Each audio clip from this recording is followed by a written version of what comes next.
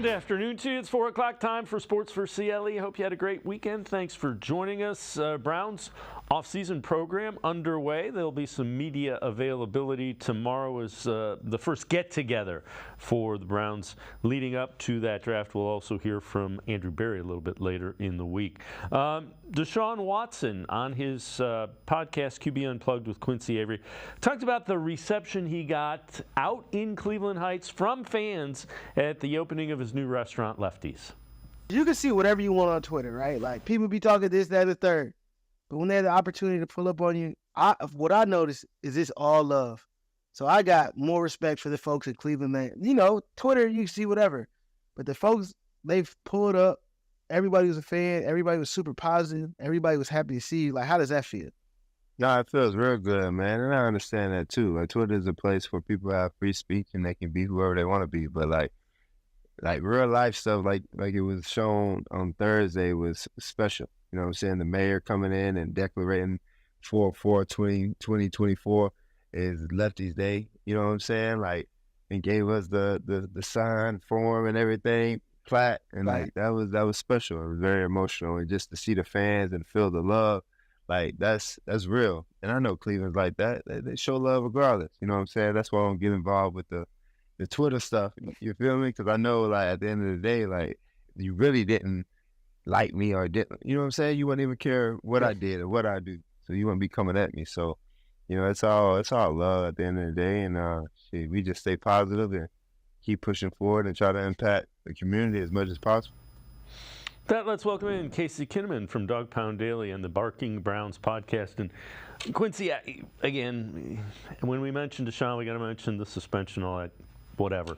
Since he has come back, he also 7-on-7 with high schools that he went out to and watched, is involved in that way. And he truly seemed touched by the reception he got at the opening of his new restaurant out in Cleveland Heights. Yeah, I think the most important thing he touched on is Twitter is not real life. Right. You know, and it's hard to remember that sometimes, because if you're on that app and you're scrolling, you'll see a lot of negative stuff and start to think that that's like the consensus, and when in reality it's not. And this is an extremely passionate fan base, and you know, we back our own. And you know, given all the baggage that Deshaun Watson came with, you know, it'd be easier to wrap your head around not everyone being positive. But in general, when you see people out in public, it's the positive people that want to come out and they want to support. So I'm glad they were able to do that for him. But my most important question is, what does Kevin Stefanski think of Lefty's cheesesteaks? Stefanski's from Philadelphia. I know he probably has a pretty high bar for cheesesteaks, so I need to hear him speak on that. Well, we'll get on that. I mean, there is media availability with Stefanski and a couple of players tomorrow, so we'll get on that. But again, since he has come back from the suspension, he's starting to kind of ingrain himself in the community. It's good to see. All right, this is I chuckle at this, and we talked a little bit about this before the show. The Eagles agreed to a 3-year, $75 million contract extension with Devontae Smith that includes $51.5 million in guaranteed. That's from Ian Rappaport. Devontae Smith's their number 2 receiver. So take a look. Recent notable contracts. This from Spotrac. Calvin Ridley, 4 years, $92 million, $50 million guaranteed. You need Calvin Ridley's agent. That's all there is to that. Devontae Smith, 3 years, $75 million, $51 guaranteed. Pittman, 3 years, $70 million, $46 million guaranteed. Again, Jerry Jeudy's contract starting to look more and more like a bargain. 3 years, $52.5 million, $41 million guaranteed. Mike Evans, 2 years, $41 million, $35 million guaranteed. And Casey, the bottom line is, again, Andrew Berry caught a little bit of, people were, even nationally, they're asking, why is he doing it? Well, because he sees where the market is headed, and the market is headed up, up, up, up, up. Remember, there's a guy named Chase, a guy named Jefferson, now a guy named Diggs. They're all coming up, and those are going to be 30 to 35 to 40 million a year for 4 or 5 years. So that's why they did the Jeudy contract. Yeah, and earlier today I saw Quincy Carrier say this on Twitter, and I agree wholeheartedly. When you see the Browns operate in the fashion that they do and catch blowback, and then a month later the Eagles do this exact same thing and get praised, it leaves you kind of puzzled. But there's a lot of similarities between those two franchises, and they want to get in early on the market because, like you said, all you got to do is look down the pike and you see Chase, Amon-Ra St. Brown, CeeDee Lamb, Justin Jefferson. There's a lot of names that are going to be coming up, and that market's only going to skyrocket. And even if you just look at the names you just showed on the screen, you got Ridley, who's a number 2 in my opinion. Devontae Smith's a number 2, and they envision Judy being a number 2. So to get him under the deal they did, I think starts to look like more and more of a bargain day after day. Yeah, if I am Calvin Ridley's agent, I look what I did for Calvin Ridley. What? I did this for Calvin Ridley. What can I do for you? Yeah, he probably has a waiting list right now, if I had to guess, of incoming players. All right, this from NFL.com, AFC Conference Hierarchy. Class of their own, they say the Kansas City Chiefs. In the chase, they go Ravens, Bengals, Bills, Texans, and Dolphins. The vast middle class, they say the Chargers, Jaguars, Jets, Browns, Steelers, Colts. Offense hinges on one question: can Deshaun Watson return from injury and finally perform consistently like the quarterback they thought they were trading for? Cleveland made the playoffs last year with the revolving door of backup quarterbacks, thanks to the real strength of this team, the defense. And again, when I read things like this, I'm like, okay, if the defense is really strong, why wouldn't you move them up a class? Yeah, it is puzzling. Because we don't like Deshaun Watson, so you're penalized, a thing for Deshaun Watson. It's okay. That's the real answer. Just say that. Yeah, that's the real answer. And you can write anything you want about the Browns this offseason. You're going to have that caveat, right? It all hinges on Deshaun Watson, which is 100% true. But in my opinion, they were in the hunt last year without Deshaun Watson, and I think they've only gotten better this offseason, so how could you take him out of that class? At the end of the day, it's all speculation. You can put him on whatever category you want to put him in. But at the end, this is a very, very talented roster across the board, and the defense is a strength, but the offense isn't that far behind. This is a more complete roster than literally 90% of the league. So, it does hinge on Deshaun Watson to get to that upper tier, but it doesn't hinge on Deshaun Watson to be a playoff caliber team. I think that there's the variance. Their floor right now, in our opinion, is the playoffs. But the ceiling is the trophy. So if you're in that little category, to me, you're in the hunt. Yeah, and you know what? I get the skepticism because they haven't been a consistent playoff team. But justifying it based on, the defense is really good, that's what doesn't make sense to me. The other thing, and there's an old adage when you've played a sport, if it's a bone, it's better than if it's a muscle or a tendon. So the fact that he had a fractured glenoid bone should be, in theory, better than a tendon, even though nobody's come back from a fractured glenoid bone. We haven't been able to find a quarterback or even a pitcher or anything that has tried to come back from a fractured glenoid bone. But a bone heals, and the other things are a little bit more difficult to get around. Yeah, because you don't know how they're going to come back. A bone heals. A bone actually gets stronger when it heals. So in theory, as long as it was rested properly and given adequate, anti-inflammation medicine and given the proper time to allow it to heal, that bone should actually be stronger.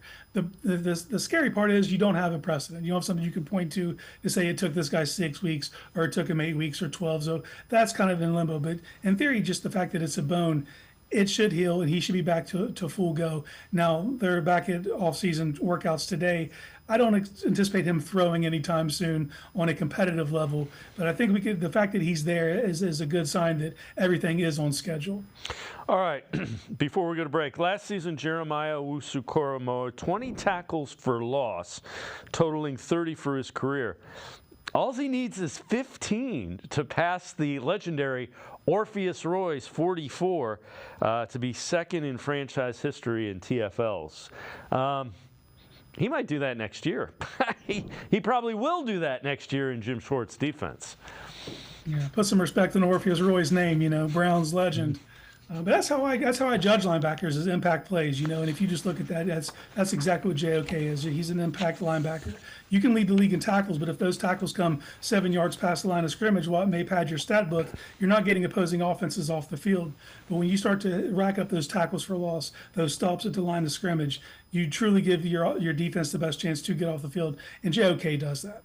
And even the tackles that he misses behind the line of scrimmage typically redirect the running back into oncoming tacklers at the line of scrimmage. So he makes impact plays, and I don't think that's going to slow up. If anything, I think you're looking at getting more than 20 in 2024. Yeah, he helps. He helps that front 5, 4, whatever they throw up there. He helps them create some chaos at the line of scrimmage, without question. Casey Kinnamon from Dog Pound Daily and the Barking Browns podcast. Now I can step aside, take a quick time out. Other side of the break, we'll head to the voicemail of Truth and Reason. Sports for CLE. I'll be right back. Stay with us.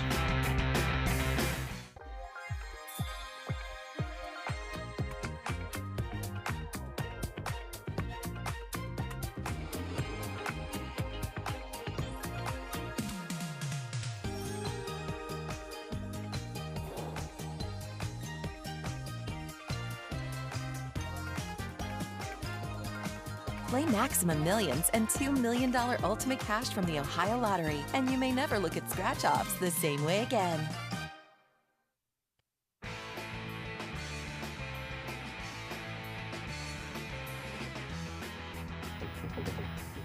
We continue talking Browns with Casey Kinnamon from Dog Pound Daily and the Barking Browns podcast. Let's head to the voicemail of Truth and Reason. Hey, this is Alec from Middlesex, New York. Browns fans, I know we're all excited about finishing 11-6, making the playoffs, and looking forward to a great 2024 season. Just don't get too overconfident and realize that luck will play a huge role in our success. Last season could have gone south very easily. Okay, I know the Browns were unlucky this past season with injuries, but consider this. They were still lucky to win 11 games. Okay, 49ers make a 41-yard field goal with 9 seconds left, Browns lose. Without 2 questionable penalties at the end of the Colts game, Browns lose. And if the Bears complete that Hail Mary pass at the end of the game, Browns lose, finish at 8-9, and maybe Stefanski, instead of being Coach of the Year, is on the hot seat for 2024. Just don't underestimate luck. We need it. Go Browns. As always, appreciate all the voicemails. Casey, the NFL now, you can go down with any team and point those out. Heck, you can do it with the Chiefs. The key, and one of the things that I want to see from Deshaun Watson, make one of those plays at the end of a game, kind of like you did against the Ravens. That's, in my mind, that's what a franchise quarterback does. The yards and...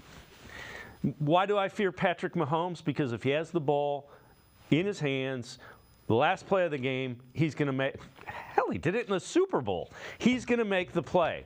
That's what I want Deshaun Watson to do. Just make the play that you need to make to win a game, or 2 or 3. But luck comes in it with every franchise.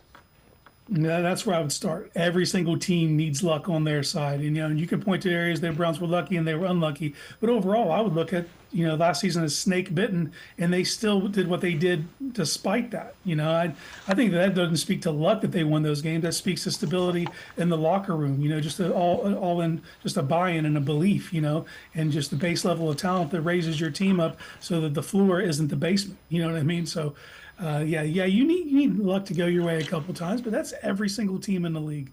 That isn't exclusive to the Browns. And I think that what you said is true, and you can count on a quarterback to pull off a couple plays. Maybe you win a couple games that you're not supposed to win, and to me, that's not even luck. That's just, time and opportunity coming together and you taking advantage of such, so yeah, I find it hard-pressed to look back on last season and say the Browns were lucky. I'd say the opposite. I'd say they were unlucky and persevered despite of. Yeah, I mean, I don't think any team would sign up to have to start 5 different quarterbacks. Oh. And you could say 4. I mean, Driscoll, they kind of... Yeah. You could say 4 offensive tackles, and no team signing up for that. You Right. know, so I don't see them as being lucky last season. No, I agree. So, again, any team that's going to win in the NFL is going to need a little bit of luck. All right, 3 Browns on thin ice heading into the NFL draft. This from the Factory of Sadness. Number 1, Elijah Moore. He didn't have a great year. Can't argue with that. Number 2, Jedrick Wills, banged up, and again, didn't finish the season. Number 3, Greg Newsome. They're going to pick up his 5th-year option. I don't know that he's on thin ice. Wills is going to be interesting. Moore's got to produce, or you move on from him. He's not under contract. Greg Newsome's going to, I don't know that he's on thin ice with the Browns. Somewhere, somehow, next year he's going to make, 5th-year option is going to be picked up. He's going to make $13+ million. After that, somebody's going to pay him a lot of money because he's a pretty good cornerback. Yeah, I view him as a top 50 cornerback in the league, and I think he's kind of playing out of position, and I think that some team will value him. But I don't see any of these players on thin ice for 2024. Even if they draft a receiver at 54, does that receiver come in immediately and all of a sudden he's getting all of Moore's reps? I don't see that. I see them working him in, over time. But and the same thing with Wills. If they go tackle at 54, is that kid just starting day one and Wills is out of a job? I don't see that either. I think 2024 is pretty well intact for those players. Now, they might not have a long-term future in Cleveland.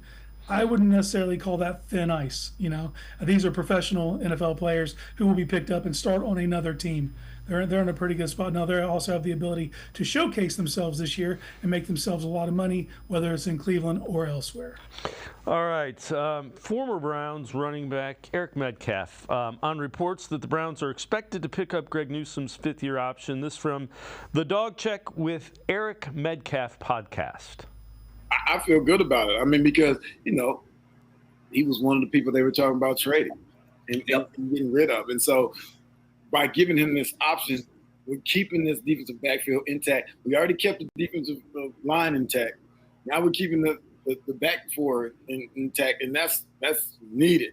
And so when you have a player like him who's a starter, who can play slot or outside, he is a vital point of that defense. And so I'm glad that we're able to keep him because we're just trying to get better. Yeah, you're a better football team if you have better football players. And he's one of the best out there. And so, like you said, to keep all these guys together, I'm all for it. And it looks good for where we're heading in the future. In listening to Eric Metcalf, I wouldn't be surprised if they don't find a way to keep Greg Newsome for the simple fact better football players make you a better team. And we agree, Greg Newsome's a pretty good football player. I wouldn't be surprised if Andrew Berry finds a way to keep him and Martin Emerson and Denzel Ward. Yeah, it's curious to me just because you talk about $15 million is what he'd be due if he signs, for the 5th-year option. Kenny Moore in Indianapolis signed a contract for $10 million per season, and I view him as the best slot corner in the game. So I don't know if the Browns can afford that price tag long term. I don't know what kind of deal they'd be willing to work out to keep him in the slot. He can play the slot fine. He's still one of the better slot corners in the league as well. It's just a high price tag for that position, And I think that another team may value him more as an outside corner than the Browns currently do, just because it's a numbers game, and you already have 2 outside corners.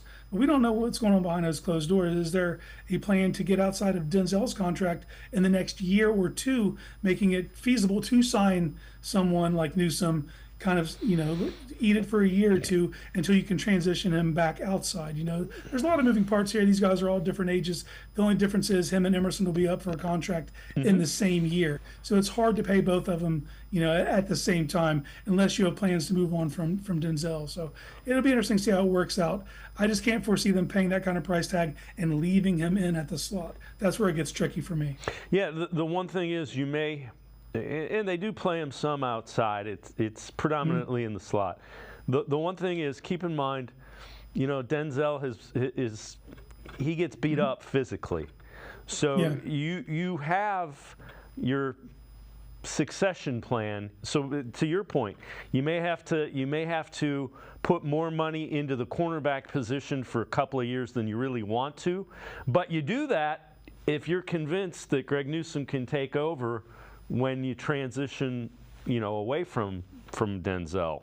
So again, all I'm saying is don't assume that they're going to move on from Greg Newsome, because they may try to find a way to keep him in that succession plan without question. All right, Braylon Allen, running back from Wisconsin, posted this workout video. Not exactly Nick Chubb-esque, but again, young guy, working more on the explosiveness than we've seen Nick Chubb.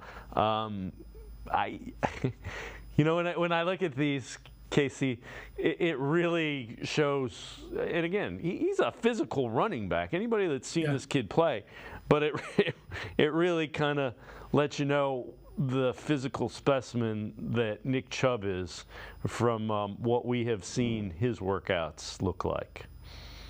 Yeah, and I think this workout would do a better service if you had another running back next to him, because you can see the difference in size. It's hard to tell there how big that kid really is in those workouts, But yeah, the kid's a physical specimen in his own right. Nick Chubb's an alien, So if he's the bar, no one else is going to be meeting that.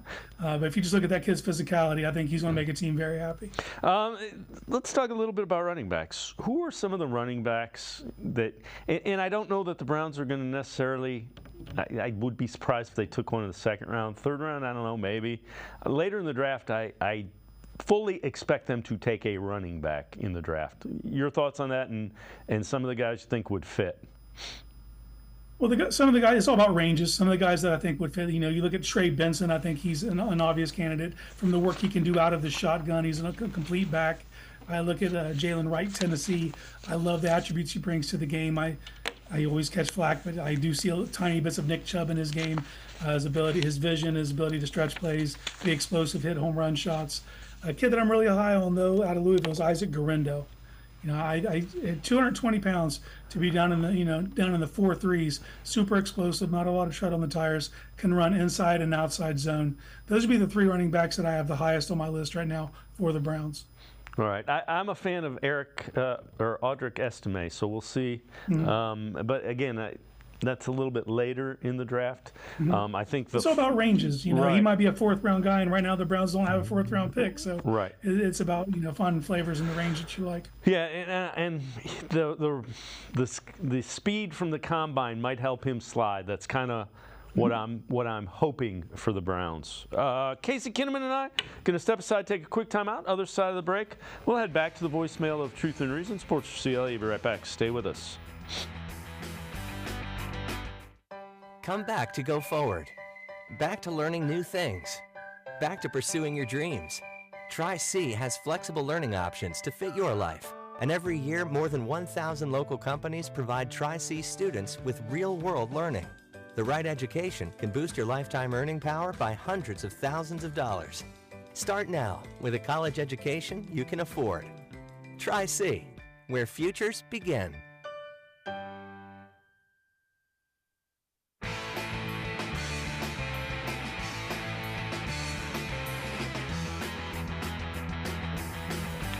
We continue talking Browns with Casey Kinnamon from Dog Pound Daily and the Barking Browns podcast. Let's head back to the voicemail of Truth and Reason. Yeah, hi guys. This is Ron from down here in Clayton, Ohio. I just wanted to call in and say a few things about the Browns. It seems like everybody's worried about Deshaun Watson and if he's going to be up to par or whatever. I'll tell you what, we went a long way last year without half of our team, and it seems like Barry has addressed every problem we had. He went out and got us 2 more running backs. He added a number 1, number 2 wide receiver in Judy. He's got this team so deep. And, every problem we had last year, he addressed that. We've got 2 backup quarterbacks that could start very good players. And it's that way all through the lineup. So Deshaun Watson doesn't have to be in the top 3 quarterbacks of the NFL for the Browns to win. We had a makeshift team last year and won 11 games. Could have been 12 if we decided to play our players against the Bengals. So I'm looking forward to a great season this year. I think that Barry's done a fantastic job even before the draft. So go Browns. I think this is going to be our year. As always, appreciate all of the voicemails.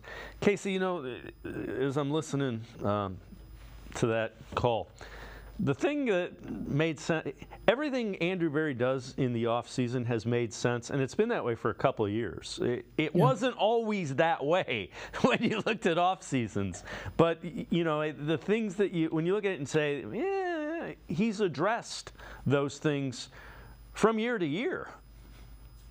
Yeah, and it's the reason this team doesn't find itself drafting out of desperation, drafting for need. They're able to kind of bolster their rooms because of the work they do early filling holes, so you feel like they're a complete team, then they go in the draft and kind of supplement. So you feel good from that standpoint. But I want to push back what the caller said a little bit. He's right in one respect. This team is built to win even with just adequate quarterback play. So I think we can all agree, that the base level of talent and if the quarterback plays just average level, this should be a playoff team. But that's not the goal, right? The goal is to hoist the Lombardi Trophy. And in order to do that, you need a quarterback to at least be in that top 6.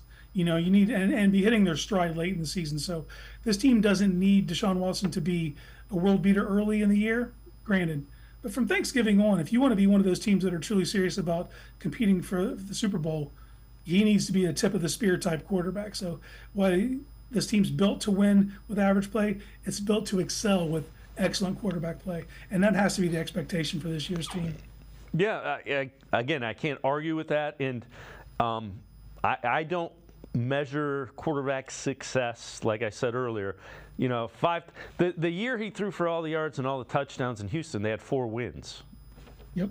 So stats can sometimes be misleading. He played well. He's got to make plays late in games to win games. That's it. He needs to be the reason they win games, basically, especially late in the year. That's when it really matters for quarterbacks. And he has the ability to do that, without question. All right, this from Dog Pound Daily. 3 Browns offseason moves that could age poorly. Number 3, Jack Conklin's future is still up in the air. If they were to cut him after June 1st, they save roughly $700,000. If they somehow trade him, could be over $6 million.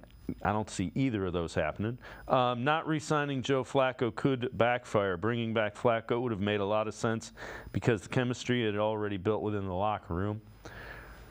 That is true. They're going to redesign the offense, though, and I think they were trying to make sure they couldn't revert back to the old offense.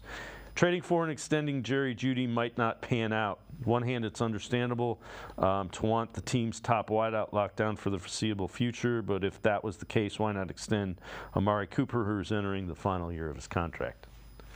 Again, Flacco, I wouldn't have bet on him if I was Andrew Berry, just because 40 years old, can he do it again? Maybe. I wouldn't be pushing cards on the table for that.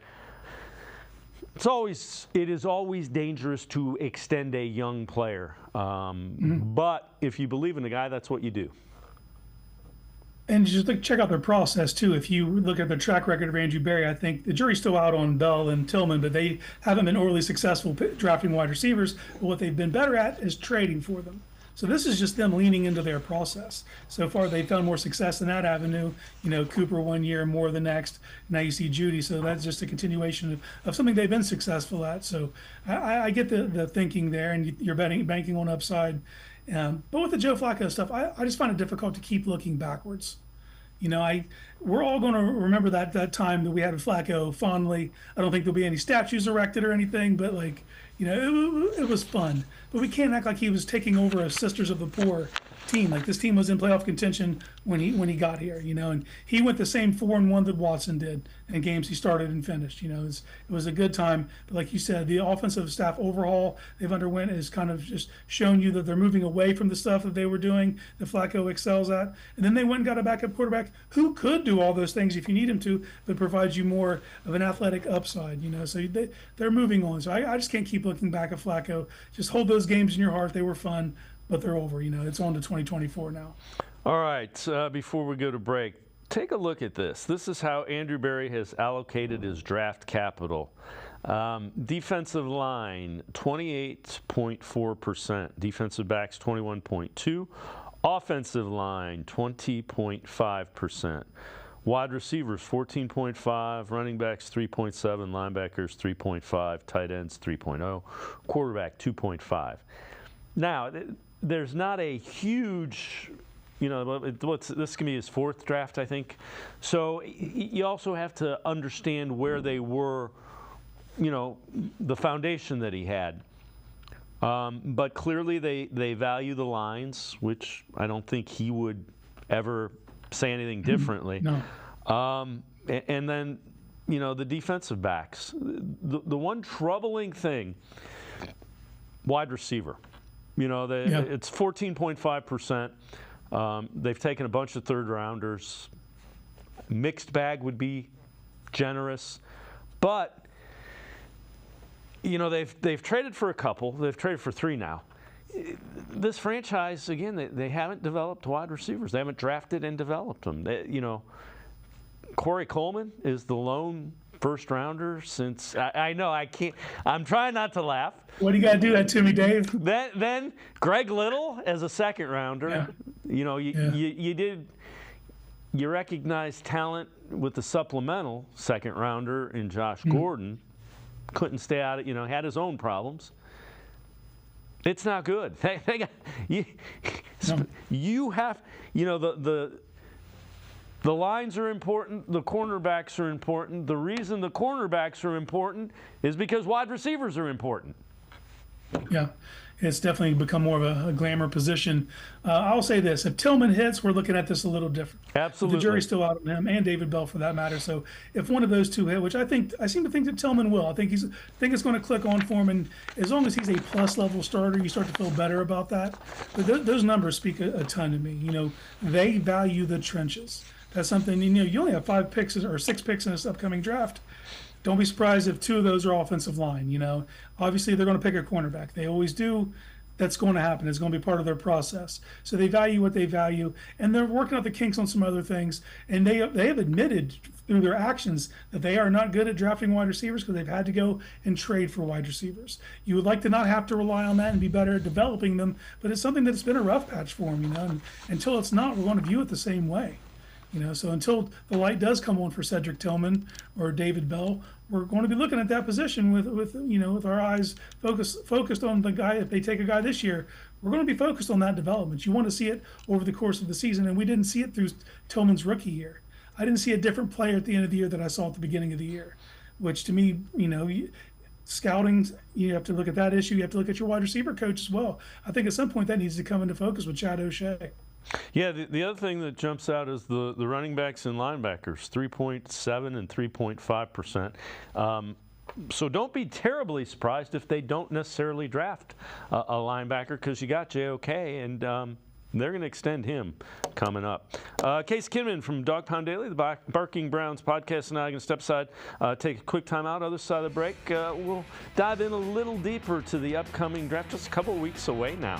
Sports4CLE, you'll be right back. Stay with us. The Ohio Lottery Partners in Education program is dedicated to recognizing exceptional students, teachers, and schools throughout Ohio. Scan the QR code on screen to nominate students and teachers as Academic All-Stars and Teachers of the Month. They must be currently enrolled or teach in grades K through 12. Is your K through 12 school developing students' literacy skills to achieve success in reading?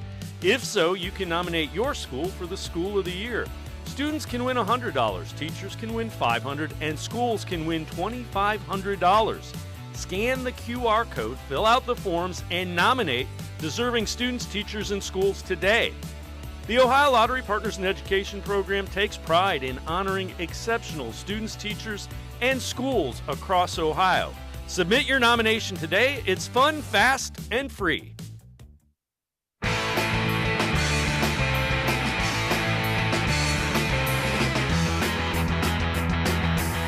We continue talking Browns with Casey Kinnamon from Dog Pound Daily and the Barking Browns podcast. Talking draft, and we mentioned the cornerback position. Take a look at this. Mississippi State's DeCameron Richardson scheduled to visit with the Patriots today.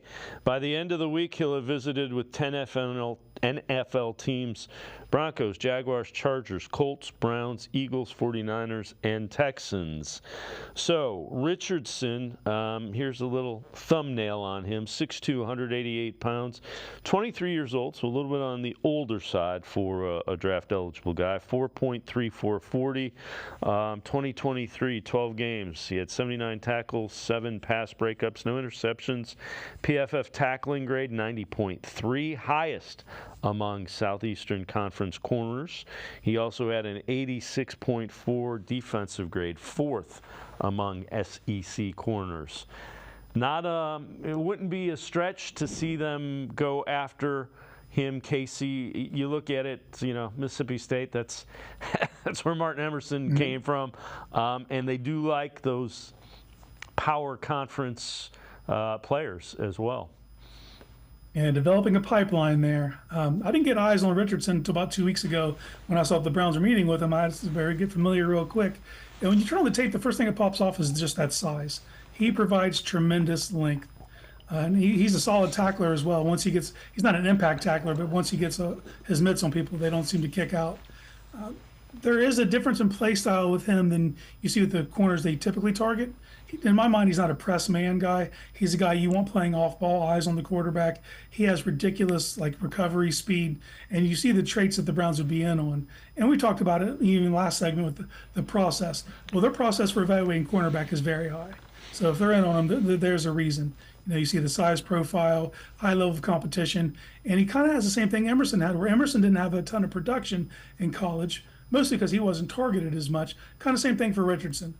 Richardson didn't, low quarterback percentage, high pass breakup rates, but no interceptions. So people will look at that and just see the lack of production and keep them, lower on the board. And I honestly think he's going to be a guy who's available on day 3. So that might be a cornerback to keep an eye on as this draft process plays out for the Browns. Yeah, keep in mind, Greg Newsome, they trade Cameron Mitchell. Those guys played at Northwestern.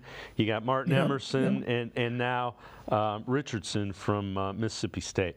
All right, I found this really interesting as well. Last 10 years, 9 tight ends have been picked in the first round of the NFL draft. They've combined for 0 Pro Bowl nods and 1 1,000-yard season. It was Kyle Pitts.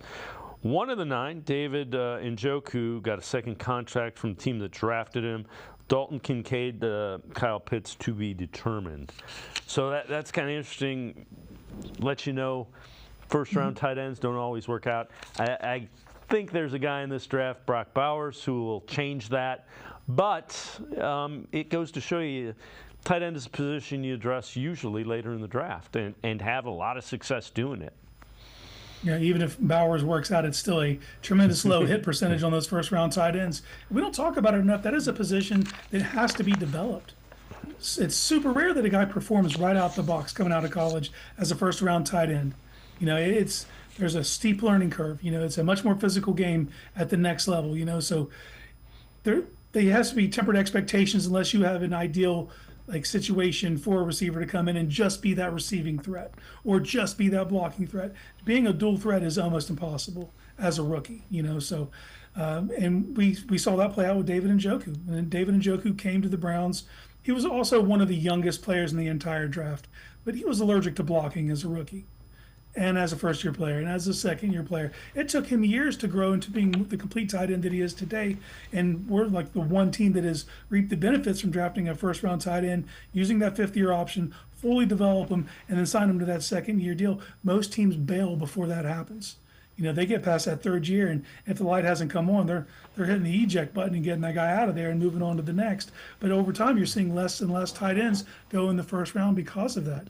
So it's a risky proposition, and like you said, that's why most tight ends that have success with teams, they typically come in the mid rounds. They don't have the same kind of expectations, and so they're not forced to be on the field early, and they're allowed time to develop, which I think has to be the mindset when you take a tight end. All right, this from NFL.com. Idea top 2 draft picks for every NFL team. Round 2, pick 54, they go with Peyton Wilson, linebacker from NC State. Round 3, pick 85, Koramoah, the offensive tackle from Yale. Wilson's speed, 4.43 in the 40, and production, 138 tackles, make him a bargain if available midway through the second. Magia, an intriguing prospect, plus length, agility, who will be a valuable contributor. Jedrick Wills, Jack Conklin, DeJuan Jones lost time due to injury again this season. I see a lot of, and I know a lot of people like Wilson. Mm-hmm. Age, injury history, linebacker, they have JOK. I'd be surprised if Wilson's their guy. Yeah, if you're talking about just like from what shows on the tape and his skills and athleticism, Peyton Wilson is a freak. You know, he can play between the tackles, come downhill. He has more range than anyone I've seen for him, his size, in years. But I can't get over his injury history. The age is a whole nother category, but you're talking about a guy with 2 devastating ACLs, but it's the shoulder injuries that scare me. Playing linebacker and having each shoulder I've already had surgery on, and when he tackles, sometimes he clotheslines people. At the next level, man, that's a scary proposition there. But there's also the reality of what if he goes to Baltimore? All of a sudden, I'm not even going to be thinking about that injury history. I'm just worried about facing the kid. So he has the skills, and he's someone that you would be in on if it wasn't for the injuries and the age. But Amagaji, that's a guy, if you get him at 85, that is a home run. You know, he's someone, if he had tested, he had a quad injury this last year. He is a plus level athlete. You know, and obviously he went to Yale, so you worry about the level of competition, but you just look at his physical attributes and what he's able to do. And I love him as a pass blocker, but he graded even higher as a run blocker because his ability to get on the second level and actually get a hat on people, which is hard when you're a guy of that size to really climb to the next level and fully block someone up. That's something you don't see because it's such a smaller target size. So I'd be super pumped if they could get Amagaji at number 85. Casey Kinnamon, as always, great stuff. Appreciate the time and the insight. Thanks very much, Casey. Anytime, Dave. Casey Kinnamon, make sure you check him out. Dog Pound Daily. He is also one of the co-hosts of the Barking Browns podcast.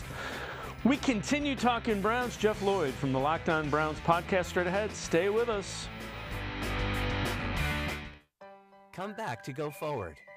Back to learning new things. Back to pursuing your dreams. Tri-C has flexible learning options to fit your life. And every year, more than 1,000 local companies provide Tri-C students with real-world learning. The right education can boost your lifetime earning power by hundreds of thousands of dollars. Start now with a college education you can afford. Tri-C, where futures begin.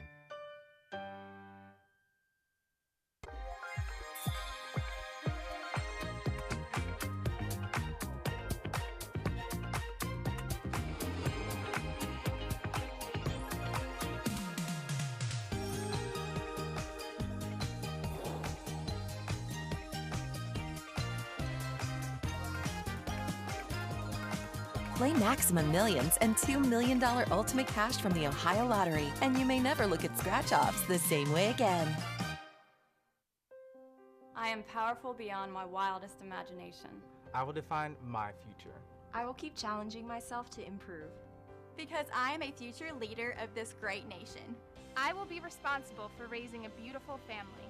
And educating not only my generation, but many more to come. I will make a difference in my community. And I will stand up for what I believe in. I will not settle for simply chasing my dreams. I will achieve them. Because I was given a chance. An opportunity. A home. At Family, Career, and Community Leaders of America. The ultimate leadership experience. FCCLA has been one of the greatest experiences of my life. It's made me who I am today. Join us. We'll build a new future together.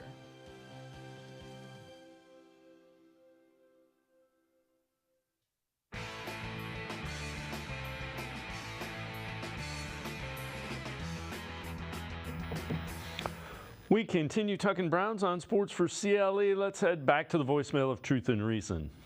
Hey, Dave, Frank from Cleveland. A couple of things to touch on with you. I was watching PFT, and they said Micah Parsons is wearing thin in Dallas. Would you trade Myles Garrett straight up for Micah Parsons? And number two, I see Tom Brady's willing to come out of retirement if a quarterback goes down and gets injured. Would you go after him or stick with Jameis Winston? All right, love you, brother. You be good and be safe, you and the family, and I'll be in touch. Love you, brother. As always, appreciate all of the voicemails. Let's welcome in Jeff Lloyd from the Locked On Browns podcast. Jeff, I don't think I would trade Myles Garrett straight up for Micah Parsons. I know Parsons is younger, completely different style of player. And Tom Brady, if it was last year and you were looking for a guy when you went out and got Joe Flacco, maybe. I wouldn't do it for a full year, and I don't think I'd bring him in at this point in time. I am not trading Myles Garrett for Micah Parsons. No disrespect to Micah Parsons, but the Browns, have a cornerstone franchise, future Hall of Famer on this roster, and you just don't move on from something like that. And straight up, certainly would never happen anyway. Myles Garrett is the better player.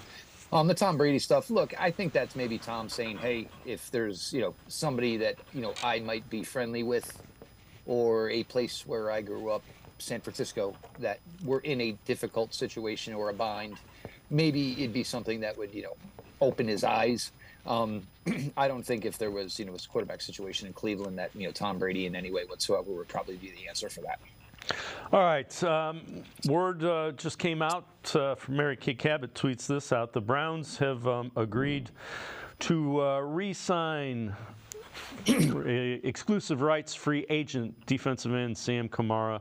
Again, a more of a depth piece, developmental type guy. So, again, Browns trying to just keep everything that they can. I'm sure they'll add to that defensive line group coming up in the draft as well. Yeah, well, this also came on the news, sadly. Drew Forbes, who's been around the Browns forever and never really got an opportunity. I'm assuming something came up with his physicals today, so he was let go with the medical. But you just bring somebody in who knows the system. There's not a lot of players out there right now to bring in, and obviously with the Browns getting to work this week, you get somebody in that you're familiar with. You want to be able to run reps. There's probably certain players that we know the names most likely that will, even if they're there, will not be participating.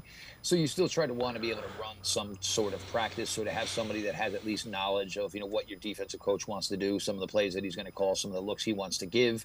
Certainly helps in that situation. Sam Kamara is in an uphill battle. This team is pretty significant as they return all 5 defensive ends from the 2023 season. So it's hard to figure where you're going to maybe find a spot for anybody else.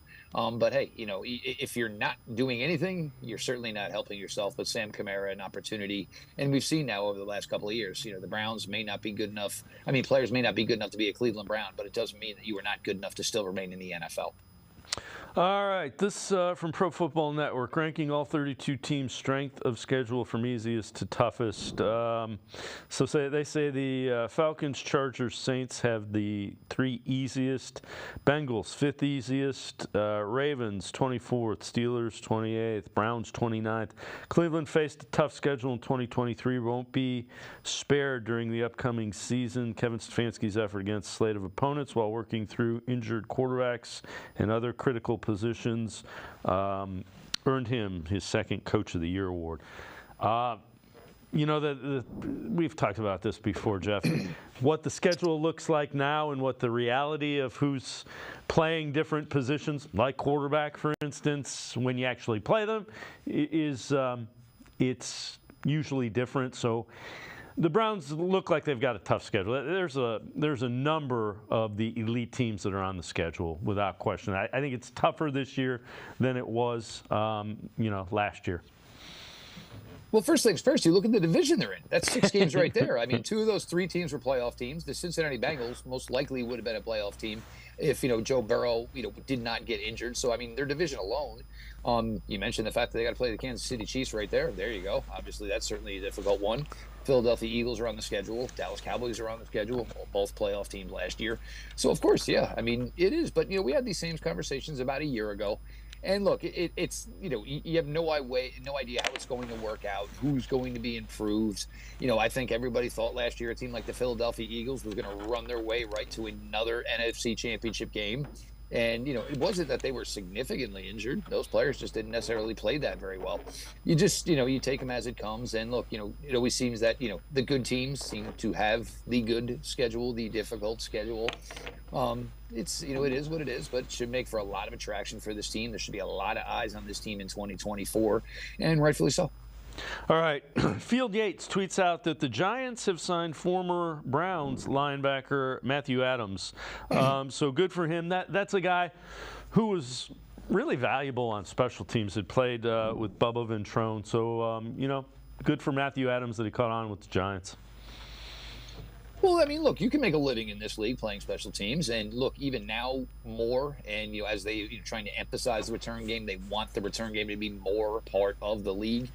But the point is for a guy like Matthew Adams, he wasn't really getting any opportunity to find any reps of playing linebacker. And if this means you want to keep a guy like Matthew Adams over a guy like Tony Fields or guy second year with linebacker Mahmoud Diabate. These guys are probably going to get reps playing linebacker. So, you just don't have that luxury anymore if you're the Browns to say, look, this is a really good special teams line. When your roster gets to where you want it to be, there's certain, luxuries that you may have had in the past that you can no longer have anymore. Yeah, it's great that the Browns currently have 3 kickers on the roster. We know there's no opportunity that they're going to keep more than one. You just do what you do. But for, like a guy like Adams, look, when he came to Cleveland, they were coming off, not such a great season in 22 into 23. Now they're a better team. The roster spots are extremely important for the Browns, and they can't just say, all right, we'll denotate one spot here because this guy is a plush special teamer. If the guy can contribute in other ways and he can play some special teams, that's always going to win. And Adams should find a way to get some playing time and probably make that Giant roster. Jeff Lloyd from the Locked On Browns podcast and I are going to step aside, take a quick time out. Other side of the break, we'll turn our attention to the draft. Sports for CLE. We'll be right back. Stay with us.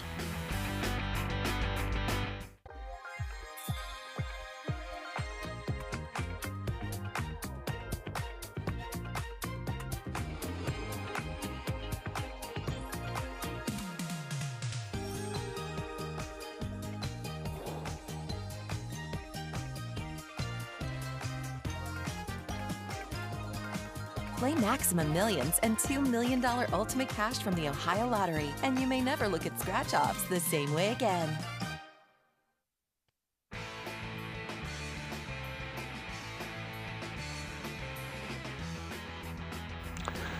We continue talking Browns with Jeff Lloyd from the Locked On Browns podcast. So, Jeff, NFL draft less than 2 weeks away now.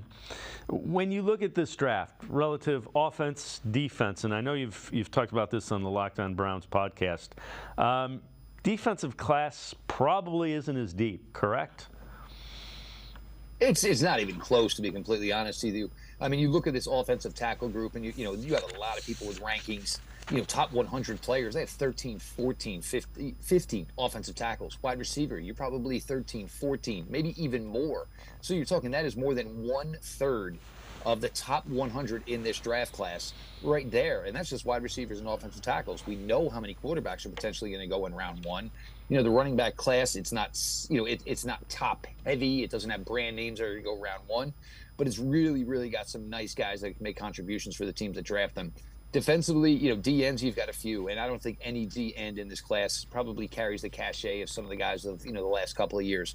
Defensive tackle, it's one of the most difficult positions to transition from college. You got normally, your defensive tackles, they're drafted in round 1, and those are the guys that go on to be big time players. It's just not very deep. Linebacker is another position that's not going to go round 1. It's a nice cornerback class. It's deep. And the league does need corners, but if there's anything we've learned over the last few years is you can wait. The Browns got a Martin Emerson in round 3. They got Cameron Mitchell last year in round 5. You could always find corners to contribute in the NFL. It's a really, really, it's just weird how difficult, how often, how unbalanced essentially, it is this year that it is just so offensive heavy. All right, along those lines, this from ESPN.com. Mel Kiper, Field Yates did a 3-round mock draft, and they kind of alternated picks. So pick 54, Field Yates had the Browns selecting Troy Franklin, wide receiver from Oregon. Browns traded for Jerry Jeudy, but they still feel one receiver short on offense, especially since Amari Cooper is entering the final year of his deal. Franklin is a speedy big play waiting to happen.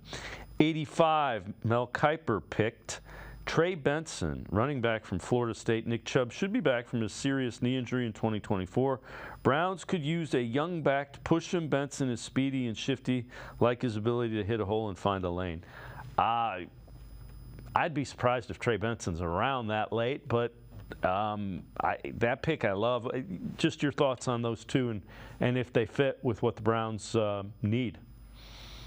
Now with Franklin, I'm just not as high on the Troy Franklin bandwagon as everybody else. Look, the Browns have tried to go for these type of guys, and look, Troy Franklin had probably a little, more established college career, than some of the receivers the Browns have brought in the last couple of years. But they had the wide receiver that we dealt with last year with the health concern in the beginning of the season, and the concussion. These wide receivers are a little light in the can, and they seem to be like vertical, just threats only. The Browns continue to try to do this. These guys just don't never necessarily, find a way, to work out and work out within their system. And obviously, I'm talking about Marquise Goodwin here. It just doesn't seem to correlate with what the Browns want to do. When the Browns did start going vertical, you saw Amari Cooper getting involved, and you saw Elijah Morris getting involved. So I think they need to start, looking for guys that can do a little bit more. And you'll find a way to get deep within the offense. You don't need to necessarily come here. Plus, Oregon offense just kind of scares me in general as far as developing wide receivers. I see Troy Franklin highlights, and I see a lot of Troy Franklin standing all alone by himself. And there are some times where there are some drops. Trey Benson, and we'll be taking, I don't know if we call them, top 30s anymore, or we're just calling them 30s now because maybe we're saving caricatures on X. But Trey Benson, I absolutely love. He was faster than I thought. I did not think he was going to be a guy that broke 4.4. I love the fact that Trey Benson finishes runs late in games. He is a guy that moves the stick. A 3-yard run all of a sudden becomes 4. A 4 becomes 5. He's got power, and he keeps strong throughout the game. He would be coming here to a situation. Look, Florida State during the regular season last year was really, really good. Trey Benson never had to handle a significant heavy workload. This is a crowded backfield. However it works out, when Nick Chubb does come back, it doesn't mean Nick's just all of a sudden going to be the belle of the ball and he's going to get every touch. All these backs are going to get some use. So I really, really like it. As much as we talk about trying to build the room for 24, and yes, Nick is going to be here, I think the Browns would also like to have some sort of maybe long-term option, going, for a couple of years. That's why I think they have probably some heavy interest in this running back market. There may be only a couple they like. I'm assuming Trey Benson certainly would be one, but that would be a guy. And hey, if you work things out, Nick is good, and you get another 1 year, 2 years of Nick in Cleveland, that's fine. But you're going to be foolish to think that you're just going to go back to giving the ball to Nick Chubb 250, 270 times a year. How much stress has been put on that knee is certainly, there's just no denying it. It's certainly well documented how much he's been through. But you tell me we're in the Trey Benson business, and yeah, I would be all over that. Yeah, I agree. And if he's there in the that late in the draft. I will say this, though. I know there were some people talking about it. And, I've seen some people put out mock drafts, and I actually saw Dane Brugler say, don't be surprised, if it was closer to 85 than it was maybe somewhere between, round 2. So I've heard that from a bunch of people. I think the running back market, the key is going to be is who starts it, with everything with a run. Who's the first one to pull the trigger? Because then all of a sudden everybody else says, oh, wait a minute. Yeah, we all thought this was going to start maybe 15 picks later, 20 picks later. But now all of a sudden we only like 3 of these guys or 4 of these guys, and there goes one of them. So we got to jump in quick if we want to get our guy. All right. That's the way that always works out as well. All right, Pro Football Focus. Day 3 best fits for all 32 NFL teams. For the Browns, they go with Mason Smith, defensive tackle, LSU. Really good athlete. That is what interested teams will focus on. Didn't translate to production in college.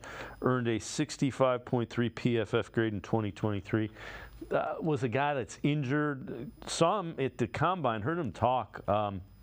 Impressive kid. I could see the Browns taking an interest in him late in the draft without former 5-star kid who didn't really play like everybody thought he would at LSU.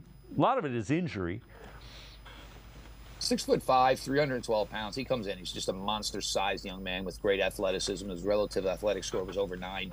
LSU has 3 defensive tackles in this draft, so it kind of lets you know that maybe the amount of opportunity that one of these guys would have gotten, maybe if they went to a school not as big as LSU, maybe there would have been more opportunities to maybe get obviously significant playing time, get those stats up a little bit. But if you're looking and you look at him and you say, hey, look, we're not asking a lot, and and the thought process is, hey, you might not even dress on game day if you're the 5th defensive tackle on the Cleveland Browns. But then you get to the fact that your top 4 defensive tackles are 29, 30, 31, and 32. And again, you always have to be cognizant of today. You always have to be cognizant of tomorrow.